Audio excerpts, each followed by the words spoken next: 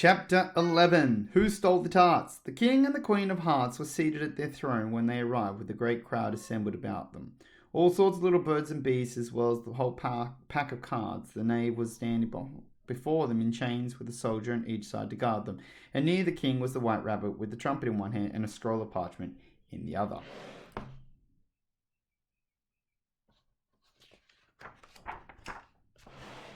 In the very middle of the court was a table with a large dish of tarts upon it. They looked so good that it made Alice quite hungry to look at them. I wish they'd get the trial done, she thought, and hand around the refreshments. But there seemed to be no chance of this, so she began looking about to pass away the time. Alice had never been in a court of justice before, but she had read about them in books, and she was quite pleased to find that she knew the name of nearly everything. That's the judge, she said to herself, because of his great wig. The judge, by the way, was the king, and as he wore his crown over the wig, he did not look at all comfortable, and it was certainly not becoming. And that's the jury box, thought Alex. And those 12 creatures, she was obliged to say creatures, you see, because some of them were animals and some were birds. I suppose they are the jurors, she said with the last word 2 or 3 times over to herself, rather proud of it, for she thought, and rightly too, that the very little girls of her age knew the meaning of it at all. However, jurymen would have done just as well. The 12 jurors were all writing there busily on slates. What are they all doing? Alice whispered to the Gryphon. They can't have anything to put down yet before the trial's begun. They're putting down their names, the Gryphon whispered in reply, for fear they should forget them before the end of the trial. Stupid things, Alice began in a loud, indignant voice, but she stopped hastily, for the white rabbit cried out, Silence in the court! And the king put on his spectacles and looked anxiously around to see who was talking.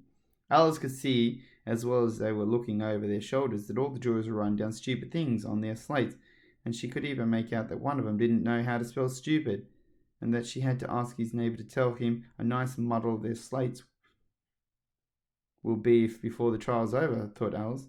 One of the jurors had a pencil that squeaked. This, of course, Alice could not stand, and she went round to the court and got behind him, and very soon found an opportunity of taking it away.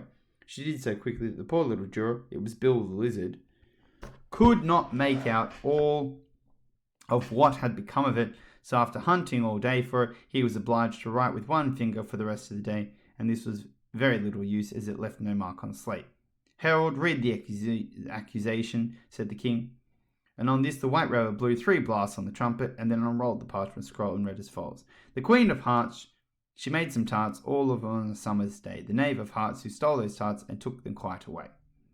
Consider your verdict, the king said to the jury. Not yet, the rabbit hastily interrupted. There's a great deal to come before that. Call the first witness, said the king, and the rabbit blew 3 blasts on the trumpet and called out, First witness! The first witness was the Hatter. He came in with a teacup in one hand and a piece of bread and butter in the other. I beg pardon, your majesty, he began, for bringing these in, but I hadn't quite finished my tea when I was sent for you. You ought to have finished, said the king. When did you begin? The Hatter looked at the March Hare, who had followed him into the court, arm in arm with the Dormouse. 14th of the March, I think it was, he said.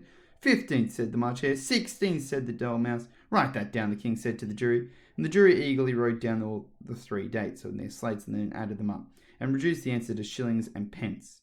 Take off your hat, the king said to the Hatter. It isn't mine, said the Hatter. Stolen, the king exclaimed, turning to the jury, who instantly made a memorandum of the fact. I keep them to sell, the Hatter added as an explanation. I've none of my own. I'm a Hatter. Here the queen put on the spectacles and began staring hard at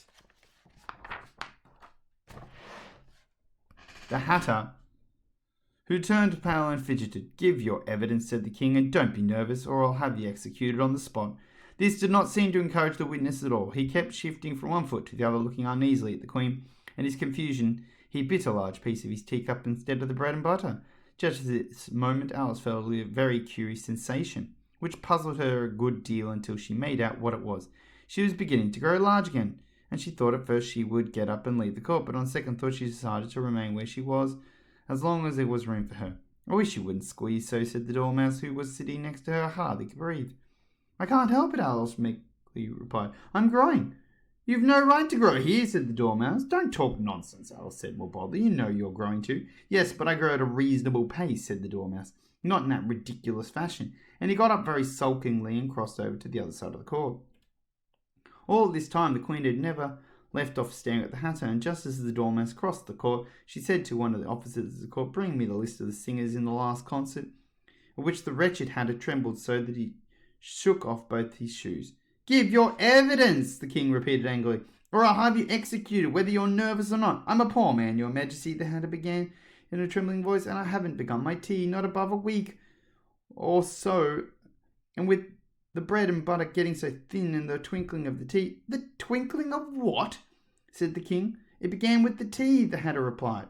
Of course twinkling begins with the tea, said the king sharply. Do you take me for a dunce? Go on, I'm a poor man, the hatter went on, and most things twinkled after that. Only the March Hare said,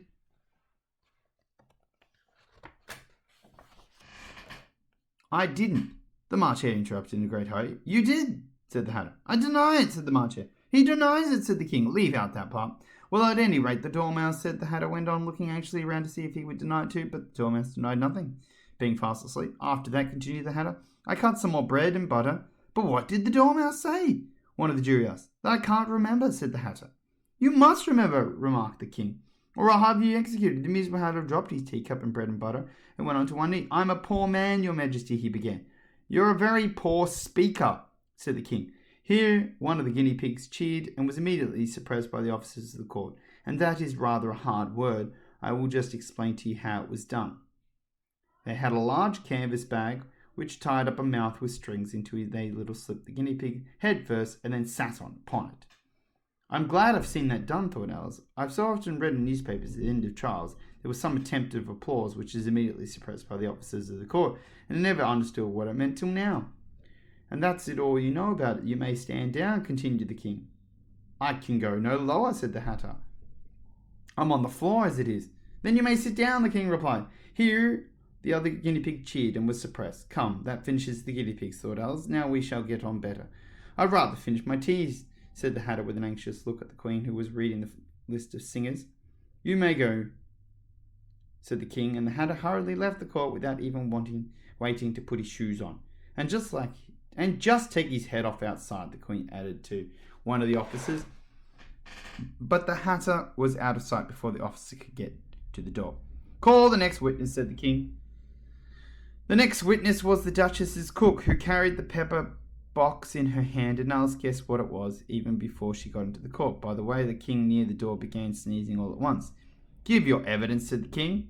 Shan't, said the cook. The king looked anxiously at the White Rabbit, who said in a low voice, Your Majesty must cross-examine this witness.